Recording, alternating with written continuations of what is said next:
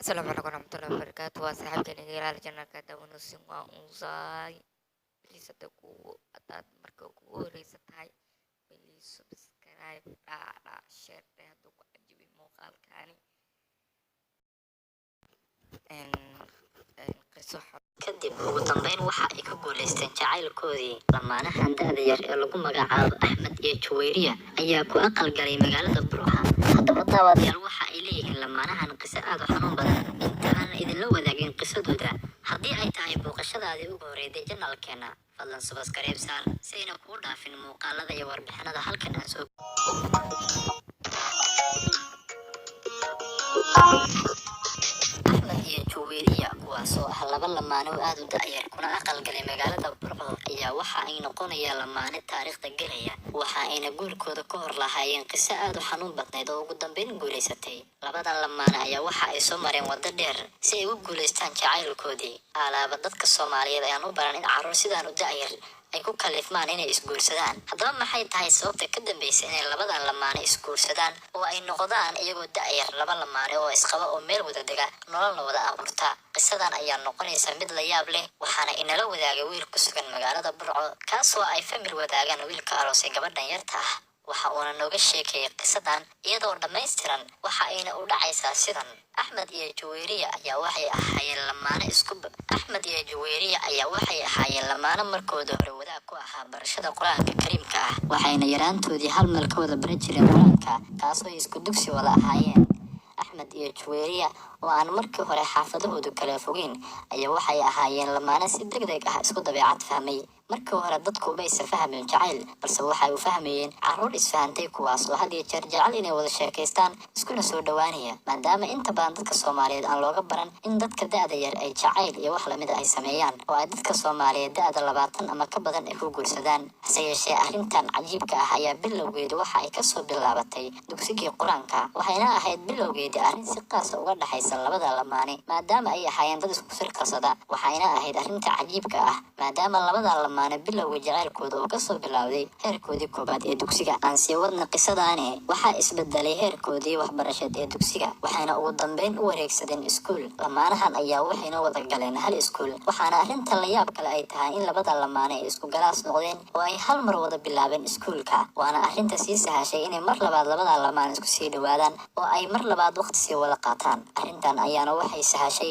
in labada lamaane ay heer sare ka gaaraan jacaylkoodii waxa ayna fududeysay in mar walba ay wada xiriiri karaan is arki karaan waqti wada qaadan karaan. Waxa uu inoo sheegay wiilkii qisadan nooga waramayay in lamaanahan ay mar walba is arki jireen. Waxa uuna sheegay wiilka Axmed oo kasoo jeeda reer danyar ahaa inuu had iyo jeer gabadhan gurigeeda imaan jiray waxa uuna had iyo jeer la akhrisan jiray durusta inkastoo ay howlahooda jacayl la hoos ka wateen oo ay ahaayeen lamaane ku midaysan jacayl marka laga soo tago waxbarashada iyo durusta ay ku midaysan yihiin oo ay markaa wada akhrisanayeen. Lamaanahan ayaana si joogto ah u kulmi jiray waxa ayna ahaayeen dad inta badan dadka kale isaga dhow oo had iyo jeer xiriiriya. Waxaa la sheegay in habeenkii fiidkii markay tahay ay isugu imaan jireen jardiin ku yaala xaafadooda hortooda si ay u sheekaystaan oo waqti u kala qaataan. Balse arrinta cajiibka ah ayaa waxa ay tahay markii ay lamaanahan damceen inay isguursadaan ayaa waxa ay la kulmeen qiso aad u xanuun badnayd taasoo marnaba aan dadka Soomaaliyeed aysan filin. Waxa ayna noqotay mid dadka inta badan ay wada arkeen oo waxa inay isguursadaan ayaa bilowgeedii iyo la yaabkeedii waxa uu kasoo bilowday familka gabadha waxayna ahayd arrin inta badan aad loogala dagaalamay gabadha in ay guur ama wax u dhow ay u dhawaato maadaama aabaheed oo ahay nin wax bartay hantina haystay ku yiri gabadhayda uma ogolay inay guursato waxaana rabaa inay heerkeeda waxbarasheed meel sare ka gaarto kadib ayaad guur ama nolol aad samaysan doontaa. Hase yeeshee waxaa si weyn uga hor yimaaday gabadhan oo lagu magacaabo Juwayriya waxayna arrintii aabaheed kaga hor timaaday go'aan adag taasoo ay sheegtay inay marnaba aysan ka maarmin gacaliyaheed Axmed ayna doonaysa inay nolol wada dhistaan.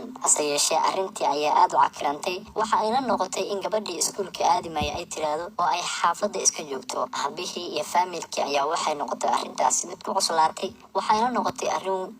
noqotay arrin la yaab leh. Hase yeeshee cadaadis badan oo la saaray Juwayriya ayaa waxa ugu dambeyn lagu celiyay iskuulkeedii waxaana lagu yiri waxaad sii wadataa waxbarashadaada maadaama aabaheed marnaba ka biyo diiday inay arrintan ka joogsato. Waxa uuna ku yiri waa inaad waxbarashadaada sii wadataa haddii aad jacayl u baahan tahay waad gaari doontaa markii aad gaarto aniga ayaa kuu guuri doono oo aroos aad u qurux badan ku dhigi doono. Gabadha gabadhan ayaa kasoo horjeestay sasabadii aabaheed waxayna sheegtay inaysan marnaba ogolaan doonin oo ay lamaanahan dhigeeda inay nolol la samaysta mooyaane aysan si kale ku hakan doonin waxayna sheegtay inay aad u jeceshahay Axmed mar walba kasoo agdhawaado hase yeeshee arrinta la yaab kaleed ayaa waxa ahayd markii ay arrinta familkeeda fahmeen waxa Axmed loo diiday inuu imaado guriga oo markii hore ay wax ku wada aqrisan jireen gabadhan oo jacaylka u qabay Juweeriya waxayna arrintaasi culays kale ku keentay Juweeriya maadaama caqabadu dhankeeda ay ka imaatay kadib markii ay waalidkeeda la wadaagtay inay doonayso inay guuristo wiilkan hase yeeshee bedelkeedii meesha ay ka sugaysay in hamigeedu u hirgalo waxay la kulantay caqabado adag taasoo horseeday in ayada iyo wiilkan aysan isguursan karin marnaba oo ay familkooda kasoo horjeedaan arrintan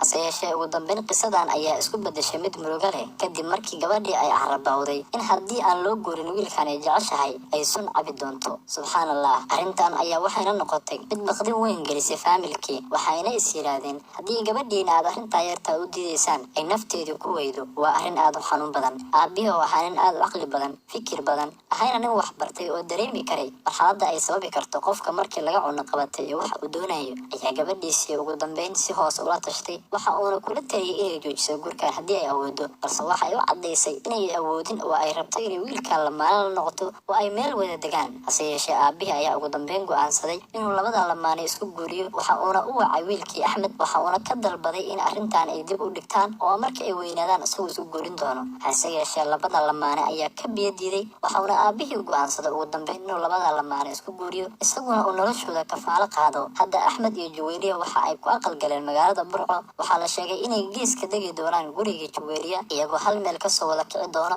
iskuulkoodii iyo waxbarashadoodiina hal meel ka soo wada aado lamaanahan oo da'dooda lagu kala sheegay 13 iyo sidoo kale 14 ayaa waxay noqonayaan kuwa taariikhda si weyn u gala waxaa la sheegay gabadhu inay ka yartaa wiilka hal sano oo qura waxayna jirtaa 13 halka isagu uu jiro 14 waxa uu ka weyn yahay hal sano oo qura arrintan ayaa waxay noqotay mid markeedii hore si weyn u qabsatay magaalada Burco waxa ayna dhammaan ardaydii iskuulka la dhigan jirtay ku noqotay arrin ama kaag ah sidoo kale macallimiinta iskuulka dhiganaysay ayaa ardadii kale uga digay in arrintan oo kale ku dhaqaaqaan lamaanahan ayaa arrintaas caqabad kala kulmay balse ugu dambeyn hadda waxa ay dib u wataan waxbarashadoodii waxaan leenahay jacaylku ma ahan wax la isku cadaadiyo hase yeeshee arrintan waxay noqonaysaa mid cajaa'ib ah ma xuma in la isjeclaado laakiin in da'dan yarta ah la isku guursado oo laba lamaane ku aqal galaan iyagoo da'dooda intaan la eg tahay ayaa waxa ay tahay wax cajaa'ib ah oo aan la soo koobi karin arrintan ayaana noqonayso mid la yaab leh isku soo wada duub jacaylku waa wax qalbiyada ku beerma ee maaha wax jismiga ku beerma qofku maalinta uu dhashay ayuu qalbigiisu la dhashtaa qalbigu isma bedelo ee waxa isbedelo waa jismiga waxaana ku dhiirinayaa dadka Soomaaliyeed haddii ay arkaan lamaane sidaan oo kale isku jecel inaysan jacaylkooda dagaal la gelin oo ay ku soo dhaweeyaan fikirkooda haddiiba ay familkoodii iyo waalidkoodii u soo bandhigayaan